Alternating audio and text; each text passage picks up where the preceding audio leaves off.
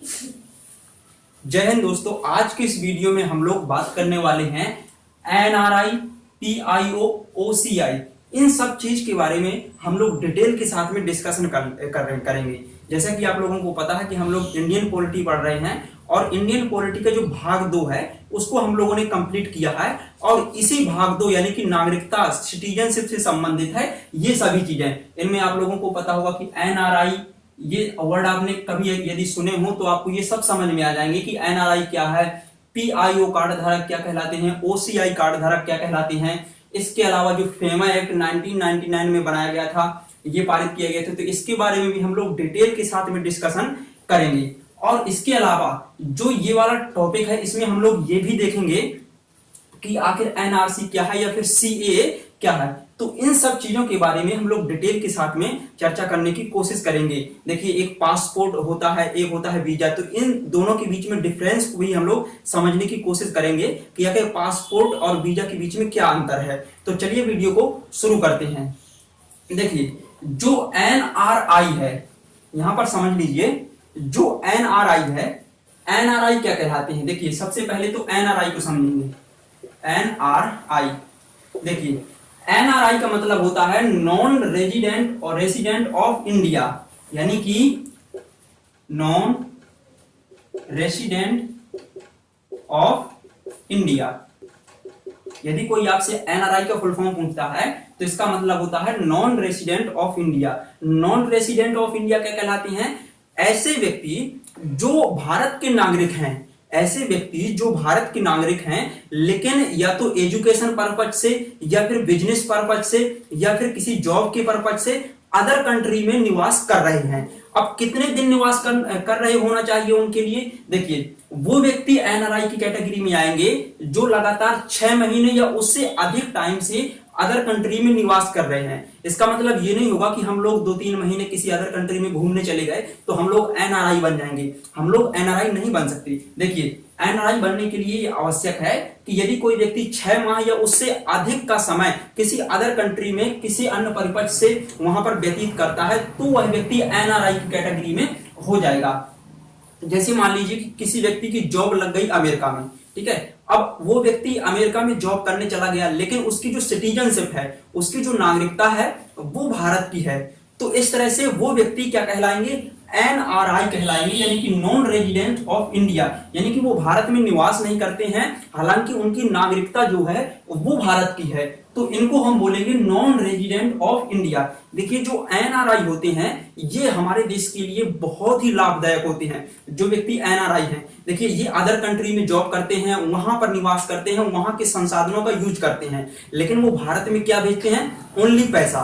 तो भारत को only NRI से पैसा मिलता है, वो भी सीधे करेंसी देते हैं अदर कंट्री की करेंसी के, जैसे डॉलर भेजते हैं, ठीक है। तो उनके अलग अलग अकाउंट होते हैं, उनके बारे में भी हम लोग आपको बताएंगे कि किस तरह के वो अकाउंट खुलवाते हैं, ठीक है। तो वो सीधे क्या देते हैं? भारत को पैसा। देखिए कि भारत की कितनी ज्यादा हेल्प करते हैं एनआरआई। ना तो भारत के संसाधनों का उपयोग करते हैं, मतलब भारत की किसी भी चीज का उपयोग नहीं करते हैं, केवल वो क्या करते हैं कि भारत से पढ़ लिख कर या फिर कहीं से भी पढ़ लिख कर अदर कंट्री में निवास करते हैं, जॉब करते हैं और भारत में सीधा खड़ा पैसा भेज देते हैं। तो ये एनआरआई व्यक्ति जो हैं ये बहुत ही हमारे देश के लिए लाभदायक हैं और हमारी देश की जो जीडीपी है, जीडीपी में एनआरआई का बहुत ही महत्वपूर्ण योगदान होता है। तो देखिए, भारत सरकार को भी क्या करना चाहिए कि जो एनआरआई है यानी कि नॉन रेजिडेंट ऑफ इंडिया है, इनको भी भारत में वोट डालने का अधिकार या फिर वोट डालने की सुविधा प्रदान की जानी चाहिए। क्योंकि यहाँ पर देखिए, जो इलेक्शन होता है, क्योंकि जो एनआरआई है वो नागरिक तो भारत के हैं, तो मतदान कहां पर करेंगे? भारत के इलेक्शन में करेंगे, ठीक है। तो अब ये व्यक्ति अदर कंट्री में निवास करते हैं तो वो मतदान करने आएंगे थोड़ी, तो भारत सरकार को व्यवस्था करनी चाहिए कि इनको भी मतदान करने के लिए कुछ ऐसी टेक्नोलॉजी या ऐसी व्यवस्था कर दी जाए ताकि वो वहीं से अपना स्पीड पोस्ट जैसा कुछ माध्यम बना देना चाहिए कि वहीं से अपना मतदान वोटिंग कर सकें। तो एनआरआई बहुत ही ज्यादा इंपॉर्टेंट है हमारे देश के लिए। तो आप लोग समझ चुके होंगे कि एनआरआई क्या है। एनआरआई मतलब यदि कोई व्यक्ति 6 माह या अधिक समय से किसी अन्य देश में गुजारता है इतना ज्यादा समय, तो वो व्यक्ति एनआरआई की कैटेगरी में आएगा, यानी कि नॉन रेजिडेंट ऑफ इंडिया, ठीक है।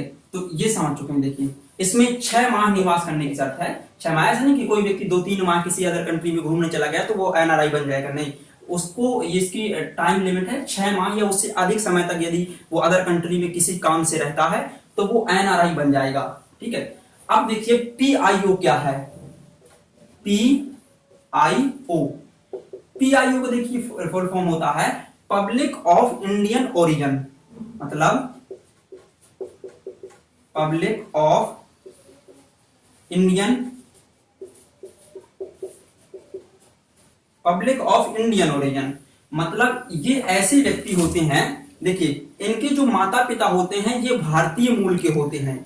क्या होते हैं? भारतीय मूल के। लेकिन इनके जो बच्चे होते हैं पीआईओ के, इनके जो बच्चे होते हैं वो अदर कंट्री की नागरिकता लिए रहते हैं। इसको एग्जांपल से समझिए, जैसे मान लीजिए कि आप चले गए कहां पर, अमेरिका में जॉब करने या ब्रिटेन में जॉब करने। ठीक है, अब आप वहां पर परमानेंट निवास करने लगे और आपने अमेरिका या ब्रिटेन की नागरिकता ग्रहण कर ली। ठीक है, तो आप कहां के, मूल आपका कहां है? भारत में, यानी कि आप मूल रूप से भारत के हैं, लेकिन आपके जो बच्चे होंगे वो अमेरिका के हो जाएंगे, क्योंकि उनका जन्म अमेरिका में हुआ है तो उनकी नागरिकता अमेरिका की रहेगी, लेकिन आपकी भारत की है। ठीक है, तो आपका मूल भारत है और आपके बच्चों की नागरिकता अदर कंट्री की है, या अमेरिका की या ब्रिटेन की है। तो ऐसे लोगों को रखा जाएगा पीआईओ, यानी कि पब्लिक ऑफ इंडियन ओरिजिन, मतलब उन लोगों का जो मूल है वो कहां पर है? इंडिया में। ओरिजिन उनका कहां हुआ है? इंडिया में, लेकिन वो वर्तमान में कहां की नागरिकता ग्रहण किए हुए हैं? अदर कंट्री की। तो ऐसे व्यक्तियों को रखा जाएगा पीआईओ की कैटेगरी में। देखिए, यदि ऐसे व्यक्ति भारत में घूमने आते हैं या किसी भी काम से भारत में आते हैं तो इनको भारत में घूमने के लिए वीजा की जरूरत नहीं होती है। क्या नहीं होती है? वीजा की जरूरत। इनको केवल पीआईओ एक कार्ड दिया जाता है जिसमें लिखा रहता है पब्लिक ऑफ इंडियन ओरिजिन, और इनकी छोटी मोटी तलाशी ले ली जाती है कि मतलब कोई कुछ ऐसा खतरनाक चीज तो नहीं लिए हैं, और इसके बाद उनको घूमने की अनुमति दे दी जाती है। लेकिन इनको क्या करना होता है कि 6 महीने बाद, हर 6 महीने बाद एक रीजनल ऑफिस में अपनी जानकारी देनी पड़ती है कि हम लोग यहाँ पर अभी हैं। ठीक है, तो ये लोग आएंगे पीआईओ की कैटेगरी में, मतलब वो व्यक्ति, साधारण भाषा में इसको बोले तो जिनके माता पिता की नागरिकता भारत की है, लेकिन उनके बच्चे और वो रह रहे हैं अदर कंट्री में, तो उनके बच्चों की नागरिकता जो है वो अदर कंट्री की है, तो वो लोग पीआईओ की कैटेगरी में शामिल हो जाएंगे। देखिए, जो पीआईओ कार्ड भारत सरकार इन लोगों को देती थी उसको 2015 में समाप्त कर दिया गया है। 2015 में इसको समाप्त कर दिया है और पीआईओ को मर्ज कर दिया गया है ओसीआई के साथ, यानी कि पीआईओ जो था वो अब बदल करके ओसीआई हो गया है। तो ओसीआई देखिए, अब यहां पर समझेंगे कि इसको हम लोग मिटा देंगे एनआरआई को। ठीक है, अब यहां पर हम लोग समझेंगे कि ओसीआई क्या कहलाता है। ओसीआई, देखिए ओसीआई का फुल फॉर्म होता है ओवरसीज सिटीजनशिप ऑफ इंडिया, यानी कि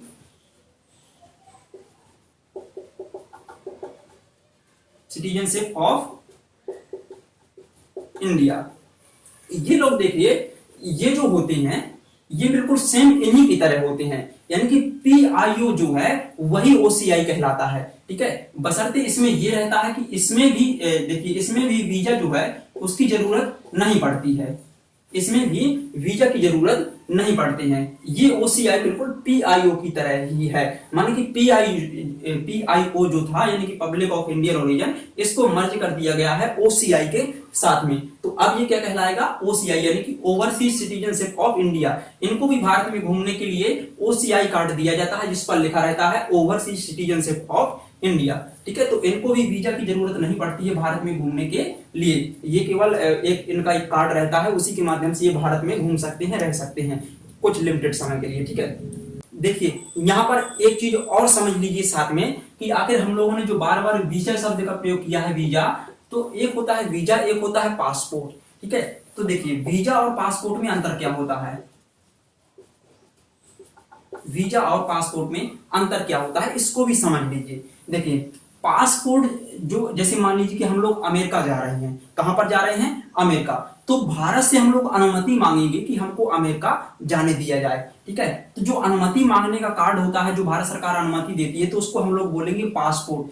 जो पासपोर्ट होता है उस पर हमारा नाम लिखा होता है, हमारी कंट्री का नाम लिखा होता है, हमारी मान लें कि पूरी डिटेल उसमें लिखी होती है, डेट ऑफ बर्थ से लेकर, ठीक है। तो मोस्टली कंट्री का नाम इंपॉर्टेंट है। तो जो पासपोर्ट होता है वो एक्चुअली हमारा पहचान पत्र होता है, जिसको जैसे हमारे भारत में घूमने के लिए हमको आधार कार्ड या पहचान पत्र होता है, तो इसी तरह से अदर कंट्री में जब हम जाते हैं तो ये हमारे पहचान पत्र का, आइडेंटिटी कार्ड का काम करता है।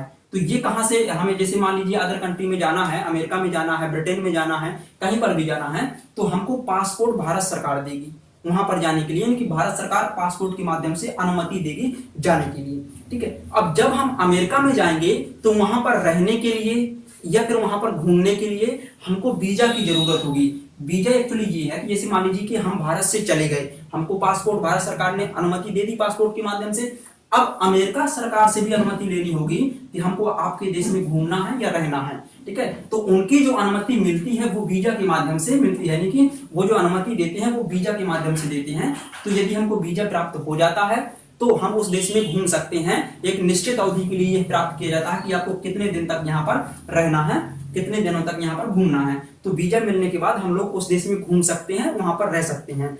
तो एक्चुअली वीजा वो देश प्रदान करता है जिस देश में हम प्रवेश कर रहे हैं, और जिस देश से हम जा रहे हैं, यानी कि अपने देश से यदि जा रहे हैं तो वो देश हमको पासपोर्ट देगा। तो ये छोटा सा अंतर है वीजा और पासपोर्ट के बीच में। कुछ लोग इसको एक ही समझ लेते हैं वीजा और पासपोर्ट को, तो आप लोगों को एक ही नहीं समझना है, ये दोनों अलग अलग हैं। ये पासपोर्ट हम जैसे अपनी कंट्री को छोड़कर जा रहे हैं तो हमारी सरकार हमको देगी बना करके, और वीजा जिस देश में जा रहे हैं तो उस देश की कंट्री उसको देगी, ठीक है। जैसे अमेरिका में तो अब ग्रीन कार्ड भी चलने लगा है, जो लोग वहां पर जॉब करते हैं, ठीक है, तो कुछ समय के लिए, एक निश्चित अवधि के लिए उनको निवास करना है तो ग्रीन कार्ड उनको बनवाना पड़ता है, ठीक है। तो इस तरह से इसको भी समझ लीजिएगा।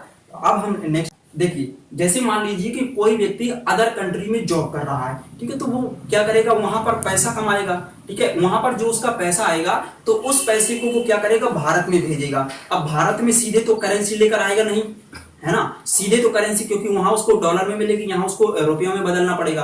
तो उसके लिए उन लोगों के लिए अलग से अकाउंट खोले जाते हैं। तो भारत सरकार ने उन लोगों के पैसे को यहाँ पर मंगवाने के लिए एक अधिनियम पारित किया था 1999 में। तो उसको हम लोग समझेंगे 1999 में कौन सा अधिनियम पारित किया था। देखिए यहाँ पर लिखा है, भारत सरकार ने ऐसे लोगों के लिए जो अदर कंट्री में जॉब कर रहे हैं तो वो किस विधि से अपना पैसा ट्रांजैक्शन करें भारत में, ठीक है, किस विधि से पैसा, तो उसके लिए भारत सरकार ने फेमा एक्ट पारित किया था 1999 में। फेमा का मतलब क्या होता है, फॉरेन एक्सचेंज मैनेजमेंट एक्ट। इसको हम लिख देंगे फॉरेन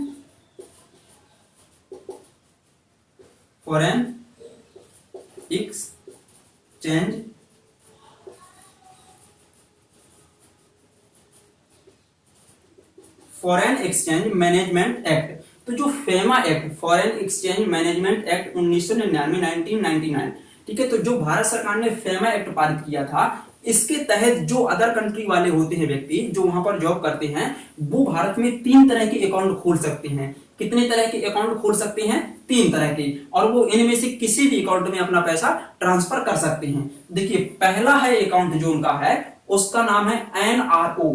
ये एक प्रकार का अकाउंट होता है, फॉरेन कंट्री में जो लोग जॉब करते हैं उनके लिए खोला जाता है NRO, यानी कि नॉन रेजिडेंट ऑर्डिनरी।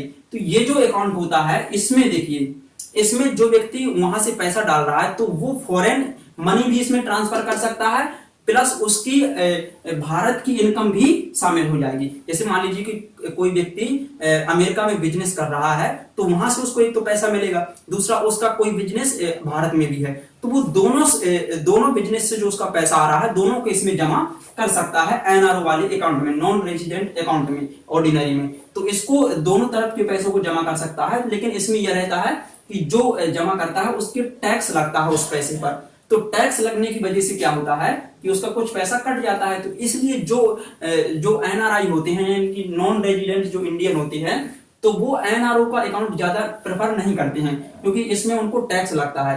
तो इसलिए एक और प्रकार है अकाउंट खोलने का उनका, तो इसका नाम है NRE, यानी कि नॉन रेजिडेंट एक्सटर्नल। तो ये ऐसा होता है, इसमें केवल फॉरेन इनकम जमा होती है, इसमें फॉरेन प्लस इंडियन इनकम दोनों तरह की इनकम जमा होती है, लेकिन इसमें only and only foreign income जमा होती है। ठीक है, तो ये इसमें ये रहता है कि नॉन रेसिडेंट एक्सटर्नल जो है इसमें ओनली फॉरेन इनकम जमा होती है, इस पर टैक्स नहीं लगता है। इसलिए जो most of the NRI non resident of Indian होते हैं वो एनआरई को प्रेफर करते हैं, क्योंकि यहाँ पर उनको टैक्स देना नहीं पड़ता है, किसी प्रकार का उनका खर्चा नहीं आता है। जबकि इसमें टैक्स लगता है, लेकिन इसमें इंडियन इनकम भी जमा हो जाती है। ठीक है, तो ये दो तरह के ये अकाउंट हो गए। एक तीसरा अकाउंट है FCNRA। क्या है? FCNRA यानी कि foreign currency non resident account, foreign currency non resident account. इसका फुल फॉर्म क्या है? FCNRA का foreign currency non resident account, foreign currency non resident account. ठीक है, इस अकाउंट की विशेषता क्या होती है जो एनआरआई लोग खुलवाते हैं? इसकी सबसे बड़ी विशेषता होती है कि जिस तरह की करेंसी आप बैंक में जमा करोगे उसी तरह की करेंसी आप भारत में निकाल सकते हो। जैसे मान लीजिए कि आप अमेरिका से पैसे जमा कर रहे हो, तो वहां से जमा करोगे तो ऑब्वियसली है कि डॉलर में जमा करोगे, क्योंकि अमेरिका में डॉलर चलती है। ठीक है, तो यहाँ पर यदि आप निकालना चाहो तो डॉलर में ही निकाल सकते हो, यानी कि सेम करेंसी आपको निकल के आएगी। वैसे आप पाउंड में जमा कर रहे हो तो आपको पाउंड में मिलेगी, मतलब सेम करेंसी मिलती है। तो FCNRA में सेम करेंसी आपको मिल जाएगी। तो ये देखिए फेमा एक्ट जो 1999 में पारित किया गया था, तो उसमें 3 तरह के अकाउंट खोले गए एनआरआई के, यानी कि जो नॉन रेसिडेंट ऑफ इंडियन है, तो 3 तरह के अकाउंट वो लोग खोल सकते हैं। तो जो सबसे ज्यादा प्रेफर करते हैं वो लोग जो एनआरआई हैं वो एनआरई को नॉन रेसिडेंट एक्सटर्नल को प्रेफर करते हैं, क्योंकि इस पर उनको टैक्स देना नहीं पड़ता है। तो देखिए ये हो गए उनके अकाउंट के प्रकार। ठीक है, तो आप लोगों को मुझे आशा है कि आप लोगों को ये सभी चीजें ठीक से समझ में आ चुकी होंगी। अब हम लोग जो इसका नेक्स्ट वीडियो होगा उसमें हम लोग एनआरसी को डिटेल के साथ में समझेंगे। एनआरसी क्या है, सीएए क्या है यानी कि सिटीजनशिप अमेंडमेंट क्या एक्ट क्या है, और एनआरसी की प्रक्रिया क्या है, असम आंदोलन क्या है।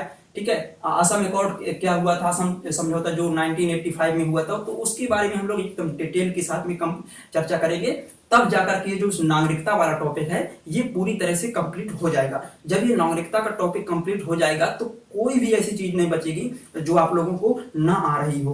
तो आशा करता हूं कि आपको ये सब समझ में आया होगा। तब तक के लिए जय हिंद।